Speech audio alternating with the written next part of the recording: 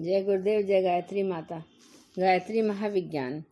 द्वितीय भूमिका अग्नि दीक्षा। दूसरी भूमिका में पहुंचने पर दूसरी दीक्षा लेनी पड़ती है। इसे प्राण दीक्षा या अग्नि दीक्षा कहते हैं। प्राणमय कोश एवं मनोमय कोश के अंतर्गत छिपी हुई शक्तियों को जागृत करने की साधना का शिक्षण क्षेत्र यही है। साधना संग्राम के अस्त्र शस्त्रों को धारण करना, संभालना और चलाना इसी भूमिका में सीखा जाता है। प्राण शक्ति की न्यूनता का उपचार इसी क्षेत्र में होता है। साहस, उत्साह, परिश्रम, दृढ़ता, स्फूर्ति, आशा, धैर्य, लगन आदि विरोचित गुणों की अभिवृद्धि इसी दूसरी भूमिका में होती है। मनुष्य शरीर के अंतर्गत ऐसे अनेक चक्र, उपचक्र, भ्रमर, उपत्यका, सूत्र, प्रत्यावर्तन, बीज, मेरु आदि गुप्त संस्थान होते हैं जो प्राणमय भूमिका की साधना से जागृत होते हैं। इस जागरण के फलस्वरूप साधक में ऐसी अनेक विशेषताएं उत्पन्न हो जाती हैं जैसी कि साधारण मनुष्यों में नहीं देखी जाती। भूमिका में ही मन, बुद्धि, चित्त, अहंकार के चतुष्टय का संशोधन, परिमार्जन एवं विकास होता है। यह सब कार्य मध्यमा और पश्चंती वाणी द्वारा किया जाता है। बैखरी वाणी द्वारा वचनों के माध्यम से प्रारंभिक साधक को भू क्षेत्र के मंत्र दीक्षित को सलाह दीक्षा, शिक्षा आदि दी जाती है।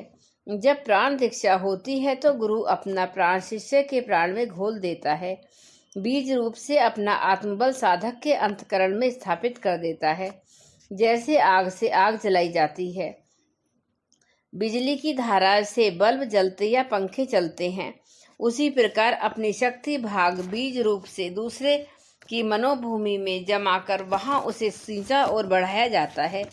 इस क्रिया पद्धति को अग्नि दीक्षा कहते हैं। अशक्त को सशक्त बनाना, निष्क्रिय को सक्रिय बनाना, निराश को आशमित करना प्रिय काम है। मन से विचार उत्पन्न होता है, अग्नि से क्रिया उत्पन्न होती है। अंतर्भूमि में हलचल, क्रिया, चेष्टा, क्रांति, बेचैनी, आकांक्षा का तीव्र गति से उदय होता है। साधारण लोग आत्मोन्नति की ओर कोई ध्यान नहीं देते। थोड़ा देते हैं तो उसे बड़ा भारी बोझ समझते हैं। कुछ जब तब करते हैं तो उन्हें अनुभव होता है कि मानो बहुत बड़ा मोर्चा जीत रहे हों। परंतु जब आंतरिक स्थिति भू क्षेत्र में पहुंचती है तो साधक को बड़ी बेचैनी और असंतुष्टि होती है। उसे अपना साधन बहुत साधारण भू क्षेत्र में पहुंचती है तो साधक को बड़ी बेचैनी और असंतुष्टि होती है। उसे अपना साधन बहुत साधारण दिखाई पड़ता है और अपनी उन्नति उसे बहुत मामूली दिखती है। उसे छटपटाहट एवं जल्दी होती है कि मैं किस प्रकार शीघ्र लक्ष्य तक पहुंच जाऊं। अपनी उन्नति चाहे कितनी ही सुव्यवस्थित ढंग से हो रही हो, पर उसे संतोष नहीं होता। यह व्याकुलता उसकी कोई भूल नहीं होती, वरन भीतर ही भीतर जो तीव्र क्रियाशक्ति काम कर रही है उसकी प्रतिक्रिया है। भीतरी क्रिया, प्रवृत्ति और प्रेरणा का बाह्य लक्षण असंतोष है। यदि असंतोष न हो तो समझना चाहिए कि साधक की क्रिया शक्ति शिथिल हो गई है। जो साधक दूसरी भूमिका में है उसका असंतोष जितना ही तीव्र होगा उतना ही क्रिया शक्ति तेजी से काम करती रहेगी। बुद्धिमान पथ प्रदर्शक दूसरी कक्षा के साधक में सदा असंतोष भड़काने का प्रयत्न करते हैं ताकि आंतरिक क्रिया और भी सतेज हो। साथ ही इस बात का भी ध्यान रखा जाता है कि वह असंतोष कहीं निराशा में परिणत न हो जाए। अग्नि दीक्षा लेकर साधक का आंतरिक प्रकाश स्वच्छ हो जाता है और उसे अपने छोटे से छोटे दोष दिखाई दे पड़ने लगते हैं। अंधेरे में, धुंधले प्रकाश में बड़ी वस्तुएं भी ठीक प्रकार दिखती हैं और कई बार तो प्रकाश की तेजी के कारण वे वस्तुएं और भी अधिक महत्वपूर्ण दिखाई देती हैं। आत्मा में ज्ञानाग्नि का प्रकाश होते ही साधक को अपनी छोटी छोटी भूल, बुराई, कमियां भली प्रकार दिख पड़ती हैं। उसे मालूम पड़ता है कि मैं असंख्य बुराइयों का भंडार हूँ। नीचे श्रेणी के मनुष्यों से भी मेरी बुराइयां अधिक हैं। अब भी पाप मेरा पीछा नहीं छोड़ते। इस प्रकार वह अपने अंदर घृणास्पद तत्वों को बड़ी मात्रा में देखता है। जिन गलतियों को साधारण श्रेणी के लोग कतई गलती नहीं मानते, उनका नीरशीर विवेक वह करता है। मानस पापों तक से दुखी होता है। महात्मा सूरदास जब परम भागवत हो रहे थे तब उन्हें अपनी बुराइयां सूझी। जब तक वे वस्तुतः पापी और व्यभिचारी भी रहे, तब तक उन्हें अपने काम में कोई बुराई न दिखी। पर जब वे भगवान की शरण में आए तो भूतकाल की बुराइयों का स्मरण करने मात्र से उनकी आत्मा कांप गई। उसकी तीव्र संवेदना को शांत करने के लिए अपने नेत्र फोड़ डाले। फिर भी आत्मनिरीक्षण करने पर उन्हें अपने भीतर दोष दिखे, जिनकी घोषणा उन्होंने अपने प्रसिद्ध पद में की। मौसम कौन कुटिल खलकामी। भुव की भूमिका में पहुंचे हुए साधक के 3 लक्षण प्रधान रूप में होते हैं। आत्म कल्याण के तपश्चर्या में तीव्र प्रवृत्ति, अपनी प्रगति को मंद अनुभव करना, अपनी उन्नति के प्रति असंतोष, अपने विचार, कार्य एवं स्वभाव में अनेक बुराइयों का दिखाई देना। यह भूमिका धीरे धीरे पकती रहती है। यदि हांडी के भीतर शांति हो तो उसके 2 कारण समझे जा सकते हैं। या तो अभी पकना आरंभ नहीं हुआ, हांडी गर्म नहीं हुई, या पककर दाल बिल्कुल तैयार हो गई।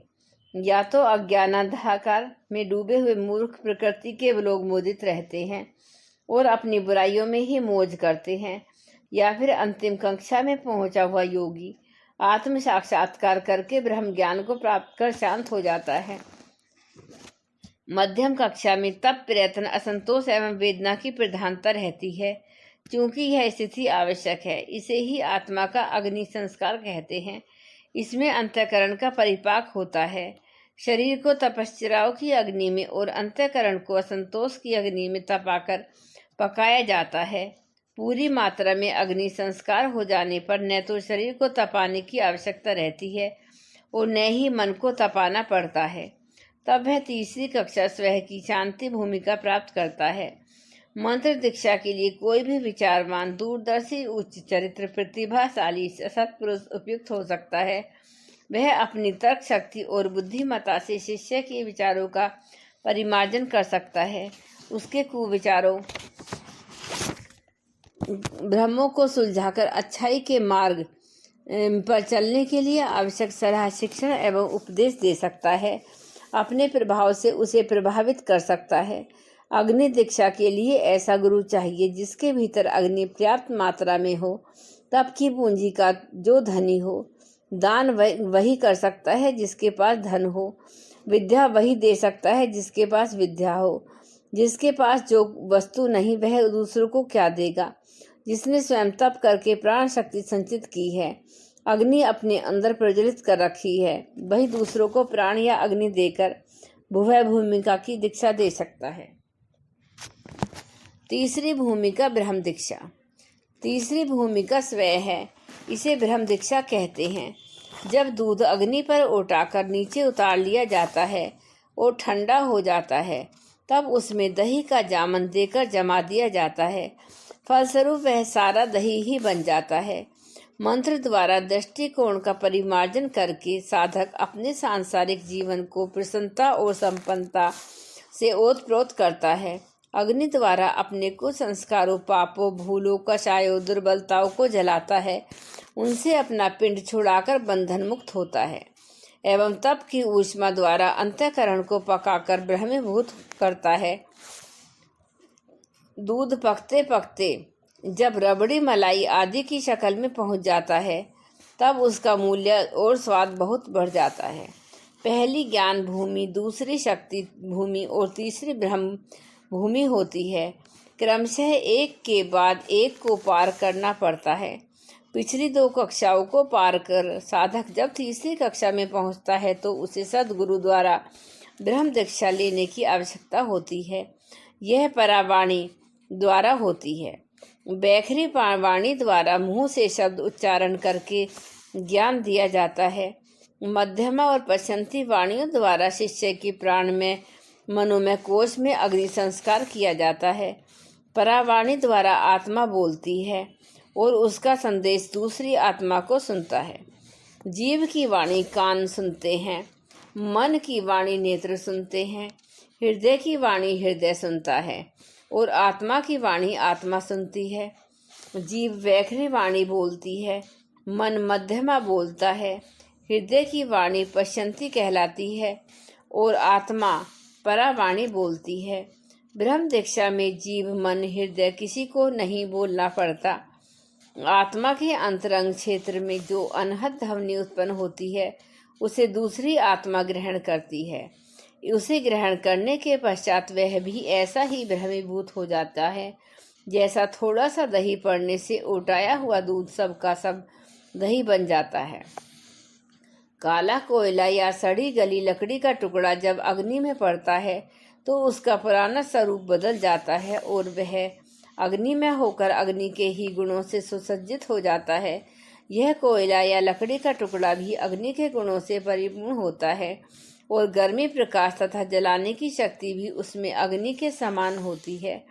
ब्रह्मी दीक्षा से भ्रमीभूत हुए साधक का शरीर तुच्छ होते हुए भी उसकी अंतरंग सत्ता भ्रमीभूत हो जाती है। उसे अपने भीतर बाहर चारों ओर सत ही सत दृष्टि गोचर होता है। विश्व में सर्वत्र उसे ब्रह्म ही ब्रह्म परिलक्षित होता है।